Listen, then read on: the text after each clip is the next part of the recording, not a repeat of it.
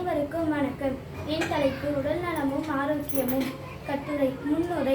உடல்நலம் பாதிக்கப்படல். உடல் நலம் பேணுதல் அவசியம். உடல் நலம் பேணும் முறைகள். நோயற்ற வாழ்வு. முடிவுரை.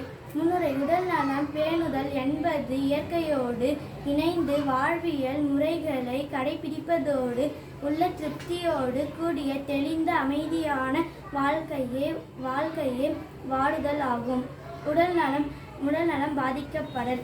உடலின் புற ஆரோக்கியமானது நவீன உலகின் விரைவான வாழ்க்கையால் முறையற்ற உணவு பழக்கத்தினால் பாதிப்படைகிறது. அதிக மன அழுத்தம் மற்றும் வேலைப்பளுவால் ஏற்படும் மனசோர்வால் உள்ள ஆரோக்கியம் பாதிக்கப்படும். உடல் நலம் பேணுதல் அவசியம். மனிதர்கள்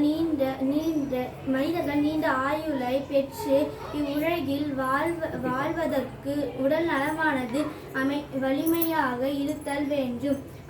அத்துடன் இளமை காலத்தில் கடினமாக ஓடி உழைத்து உயிரற்ற உணவு பழக்கத்தை சிறு வயது தொடக்கத்திலேயே ஆரோக்கியத்தோடு வாழ்வது நன்று. உடல் நலம் பேணுதல் முறைகள்.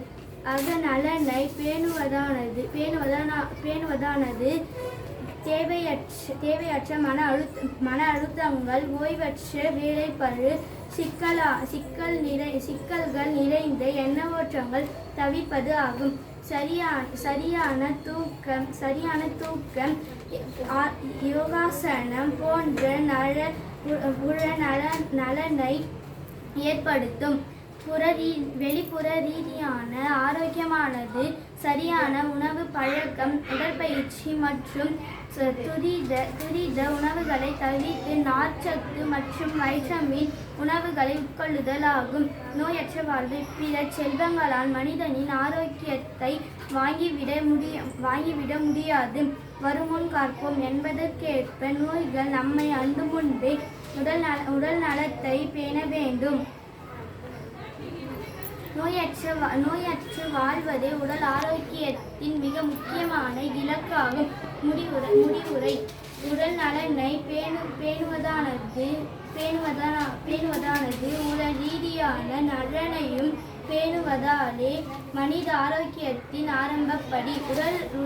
உடலிற்கு தீங்கு விளைவிக்கும் மாசுகளை தவிர்த்து உலகில் உடல் நலனை காத்து மகிழ்ச்சியோடு வாழ்வோம். நன்றி.